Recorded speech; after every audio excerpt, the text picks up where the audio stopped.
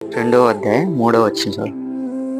ద్రాక్షారసం అయిపోయినప్పుడు యేసు తల్లి వారికి ద్రాక్షారసము లేదని ఆయనతో చెప్పగా, ఇక్కడ చూసినట్లయితే మరియా వచ్చి వారికి చెబుతుంది ఏమని, యేసు నిలుచున్న చోట్ల ద్రాక్షారసం అయిపోయిందంట. చాలామంది అనుకునే విషయం ఏంటంటే, యేసుని నమ్మితే మనకి ఏ సమస్యలు ఉండవు, ఏ బాధలు ఉండవు, ఏ కష్టాలు ఉండవు, ఇక మన జీవితం ప్రశాంతంగా సాగిపోతుంది అని అనుకుంటారు. అది మన యొక్క బుద్ధి పొరపాటు. యేసుని నమ్మిన వారికి కూడా శ్రమలు వస్తాయి, కష్టాలు వస్తాయి, బాధలు వస్తాయి, హింసలు వస్తాయి.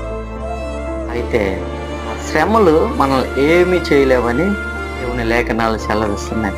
కాబట్టి నువ్వు యేసుని నమ్మినంత మాత్రాన నీ శ్రమలు కష్టాలన్నీ తీరిపోతాయని యేసుని నమ్మొద్దు. యేసుని ఎందుకు నమ్ముతావు అంటే, పరలోకం చేర్చడానికి ఆయన మాత్రమే ఒక మార్గం అని నువ్వు నమ్ము.